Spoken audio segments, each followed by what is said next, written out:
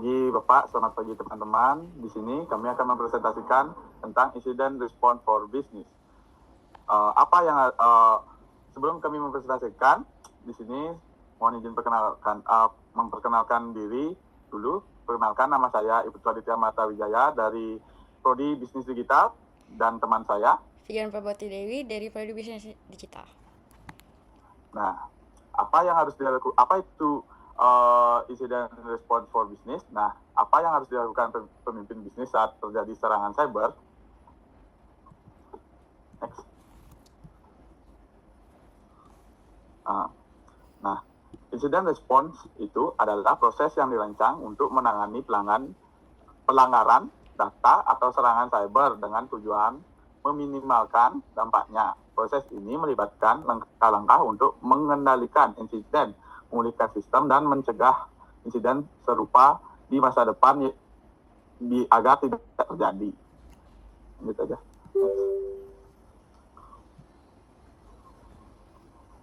Nah, apa itu incident response? Incident response itu langkah yang bisa juga dibilang langkah yang dilakukan perusahaan untuk menangani serangan cyber agar dampaknya tidak semakin besar. Tujuannya bukan cuma memperbaiki sistem, tapi juga melindungi data dan menjaga kepercayaan pelanggan. Tujuannya juga di sini ada lima tujuan sih: menghentikan serangan cyber, mengurangi kerugian, memulihkan sistem, melindungi informasi pelanggan, menjaga reputasi perusahaan. Next. Nah, di sini contoh kasus serangan ransomware pada perusahaan manufaktur. Yang pertama ada situasinya nih, sebuah perusahaan manufaktur menerima email phishing yang tampak seperti invoice dari pemasok. Salah satunya karyawan mengklik lampiran tersebut sehingga malware ransomware masuk ke sistem perusahaan.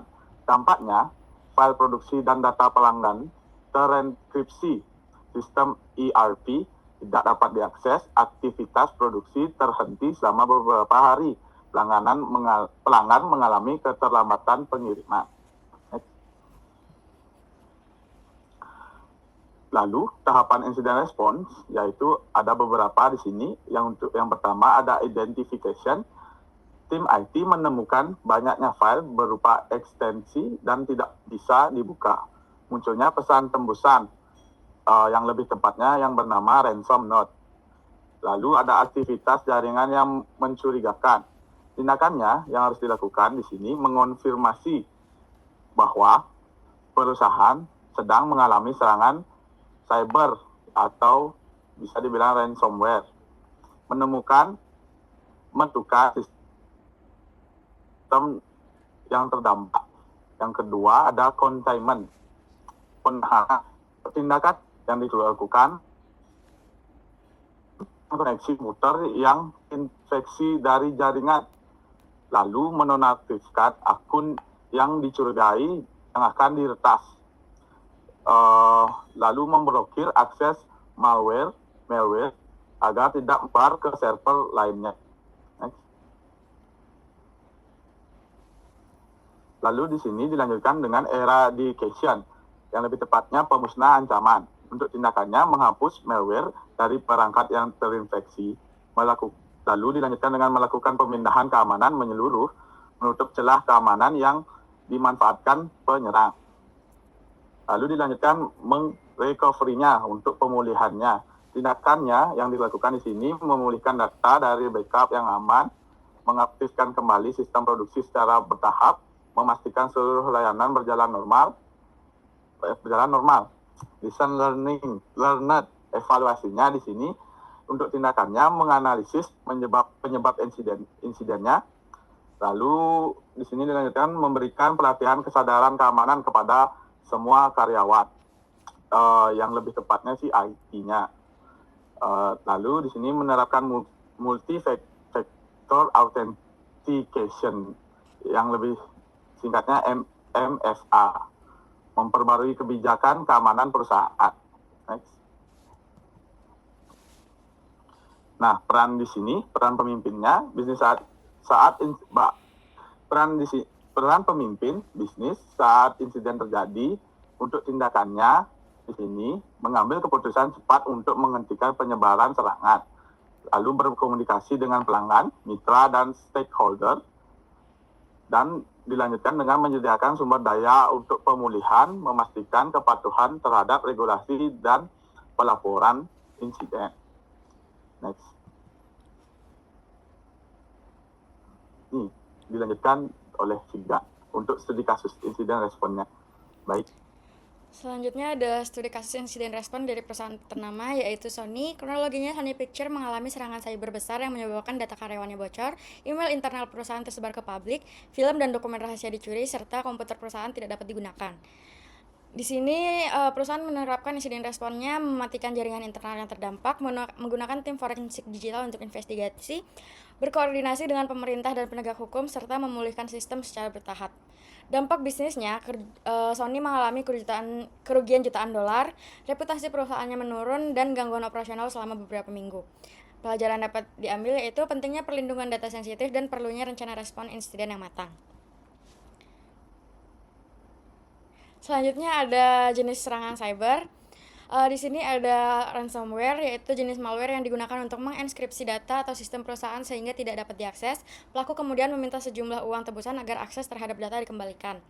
Lalu ada phishing, yaitu metode penipuan digital yang digunakan dengan menyamar sebagai pihak terpercaya melalui email, pesan atau website palsu untuk memperoleh informasi sensitif seperti password, data pribadi, atau informasi keuangan. Selanjutnya ada malware, yaitu perangkat lunak berbahaya yang dirancang untuk merusak sistem, mencuri data, atau memperoleh akses tanpa izin ke perangkat dan jaringan perusahaan. Selanjutnya ada DDoS attack atau Distributed Denial of Service, yaitu merupakan serangan yang dilakukan dengan membanjiri server atau website menggunakan trafik dalam jumlah besar sehingga layanan tidak dapat diakses oleh pengguna normal. Yang terakhir ada data breach, yaitu insiden kebocoran data yang terjadi ketika pihak tidak berwenang berhasil mengakses, mencuri, atau menyebarkan data penting milik perusahaan maupun pelanggan. Selanjutnya ada peran pimpinan bisnis dalam menghadapi serangan cyber. Di sini peran pimpinan bisnis harus mengambil keputusan secara cepat dan tepat, mengkoordinasikan ke tim terkait, menjaga stabilitas operasional bisnis, menentukan strategi komunikasi krisis dan melindungi data serta kepentingan pelanggan, dan melakukan evaluasi serta pencegahan. Tahapan insiden respons ini dilakukan melalui beberapa tahapan yang terstruktur untuk membantu perusahaan menangani serangan cyber secara efektif. Yang pertama ada persiapan. Perusahaan mempersiapkan kebijakan keamanan, SOP, pelatihan karyawan, backup data, serta tim penanganan insiden sebelum serangan terjadi. Selanjutnya ada identifikasi, yaitu tahap untuk mengidentifikasi dan mendeteksi jenis serangan, sumber ancaman, serta sistem yang terdampak. Selanjutnya ada pengendalian, yaitu perusahaan melakukan tindakan untuk membatasi penyebaran serangan agar tidak mempengaruhi sistem lain yang masih aman. Lalu ada penghapusan ancaman, itu ancaman atau malware yang ditemukan dihapus dari sistem termasuk untuk memperbaiki celah keamanan yang dimanfaatkan oleh pelaku. Selanjutnya pemulihan, sistem layanan perusahaan dipulihkan agar dapat kembali beroperasi secara normal dan aman. Yang terakhir, perusahaan harus melakukan evaluasi terhadap proses penanganan insiden untuk meningkatkan sistem keamanan dan mencegah kejadian serupa datang di masa mendatang. Lalu ada langkah komunikasi krisis. Yang pertama, menentukan tim dan juru bicara resmi. Di sini perusahaan perlu menunjuk pihak yang bertanggung jawab untuk menyampaikan informasi kepada publik dan media. Selanjutnya, menyampaikan informasi awal secara cepat. Pernyataan awal perlu diberikan agar publik mengetahui bahwa perusahaan sedang menangani insiden yang terjadi. Selanjutnya, memberikan informasi yang transparan dan akurat. Informasi yang disampaikan harus berdasarkan fakta agar tidak menimbulkan kesalahpahaman. Perusahaan harus melakukan update secara berkala mengenai proses penanganan dan pemulihan sistem. Yang terakhir, menjaga komunikasi dengan pelanggan dan media. Perusahaan harus merespon pertanyaan serta kekhawatiran pelanggan secara profesional. Selanjutnya ada peran public relation. Public relation memiliki peran penting dalam membantu perusahaan mengelola reputasi dan hubungan dengan publik terjadi krisis akibat serangan cyber. Yang pertama, PR harus menjaga reputasi perusahaan, membantu perusahaan mempertahankan citra positif di tengah situasi kritis. Selanjutnya, mengelola informasi publik. PR memastikan informasi yang disampaikan kepada masyarakat tetap jelas, konsisten, dan sesuai dengan fakta.